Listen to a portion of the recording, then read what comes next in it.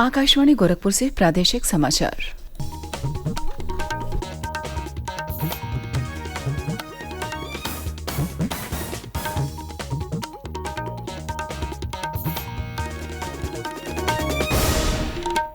नमस्कार, समाचार बुलेटिन के साथ में शिवानी अरोरा। पहले मुख्य समाचार।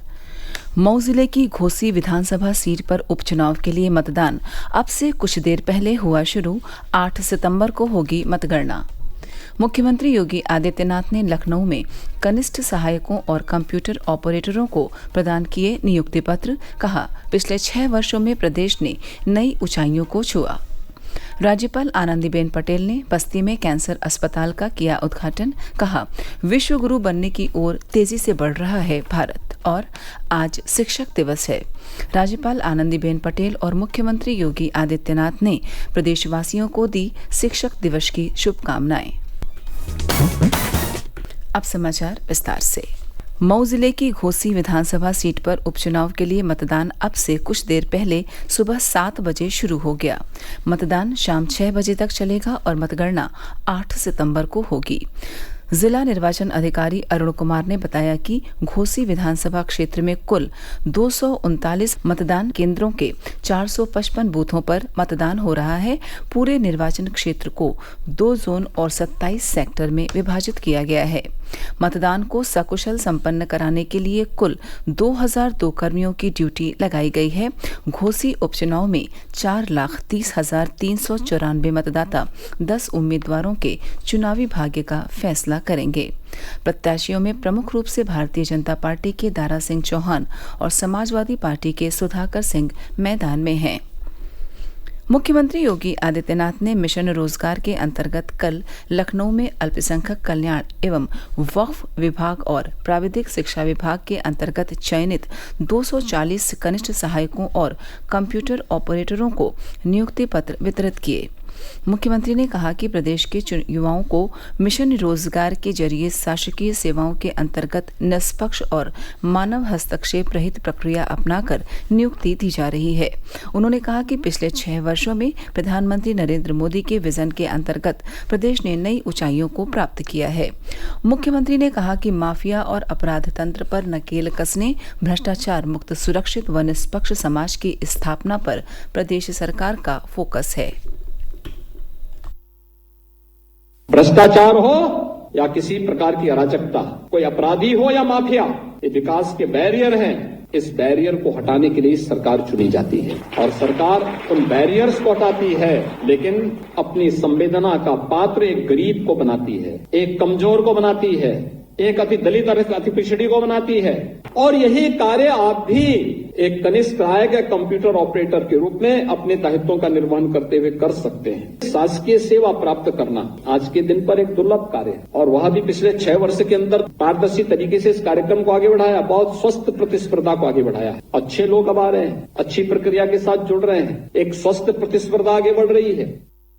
उप मुख्यमंत्री ब्रजेश पाठक ने कल लखनऊ में प्रधानमंत्री जन आरोग्य योजना के 5 वर्ष पूरी होने के उपलक्ष्य में आयोजित कार्यक्रम को संबोधित किया। उन्होंने कहा कि आयुष्मान योजना गरीबों के लिए संजीवनी है।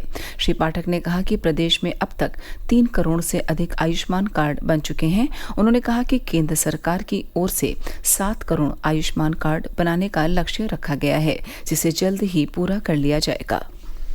उप मुख्यमंत्री केशव प्रसाद मौर्य ने कल लखनऊ में खंड विकास अधिकारियों की 1 दिवसीय कार्यशाला का उद्घाटन किया।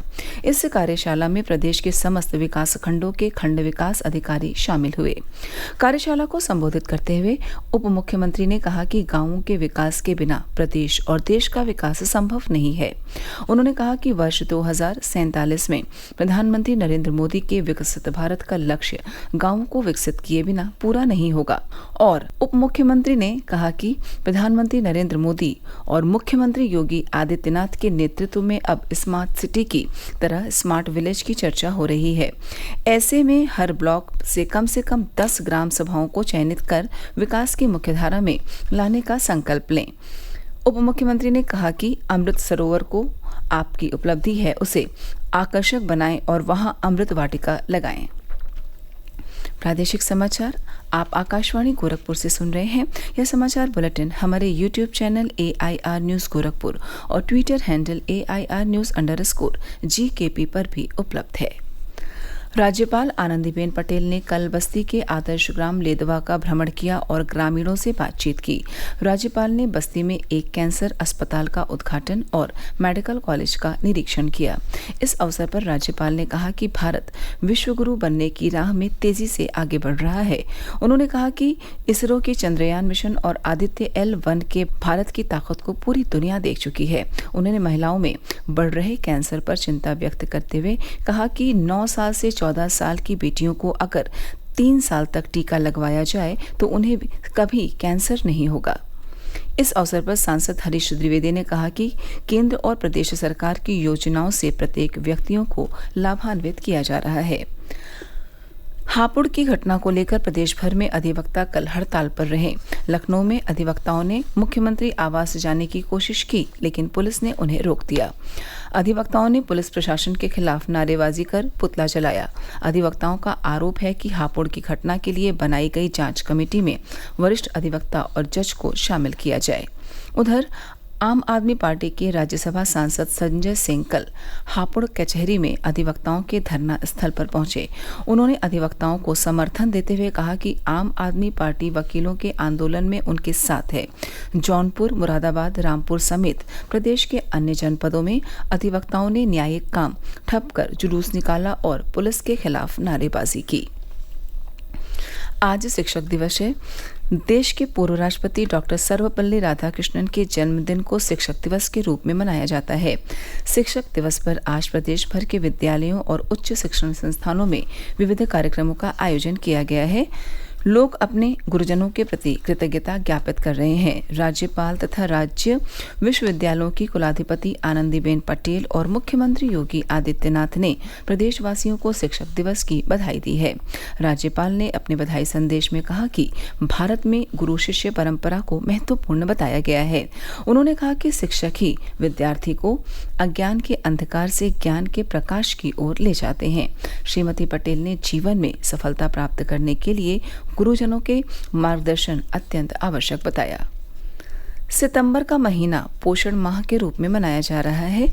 इसी के तहत अमरोहा में जिलाधिकारी राजेश कुमार त्यागी ने कल आंगनवाड़ी कार्यकर्तियों की रैली एवं वाहन को कलेक्ट्रेट से हरी झंडी दिखाकर रवाना किया। इस रैली में जिले भर की आंगनवाड़ी कार्यकर्तियों ने भाग लिया।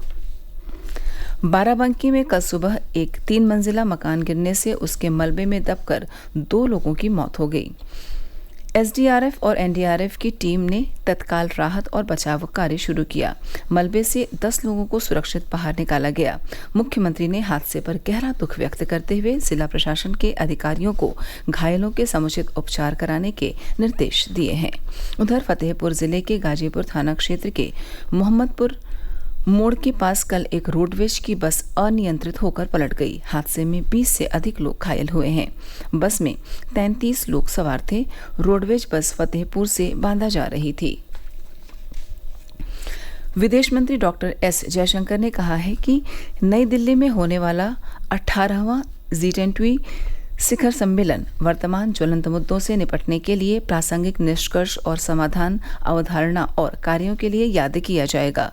रूस और चीन के राष्ट्रपति के G20 शिखर सम्मेलन में शामिल नहीं होने की खबरों पर एक प्रश्न के उत्तर में विदेश मंत्री ने कहा कि कौन से देश किस स्तर पर शामिल होते हैं, इस पर ध्यान देने के बजाय वास्तविक मुद्दा यह है कि जो देश उपस्थित होते हैं उन्हें कितना महत्व मिलता है।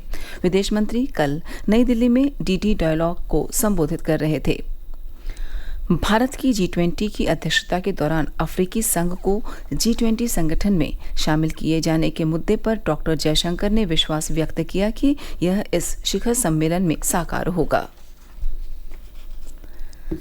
केंद्रीय सूचना एवं प्रसारण मंत्री अनुराग सिंह ठाकुर ने स्पष्ट किया है कि सरकार की समय से पहले लोकसभा चुनाव कराने की कोई योजना नहीं है। एक निजी टीवी चैनल के साथ एक साक्षात्कार में उन्होंने कहा कि आगामी विधानसभा चुनावों को आम चुनावों के साथ कराने की कोई योजना नहीं है।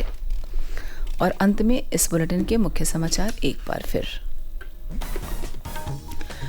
मऊ जिले की घोसी विधानसभा सीट पर उपचुनाव के लिए मतदान अब से कुछ देर पहले हुआ शुरू। 8 सितंबर को होगी मतगणना।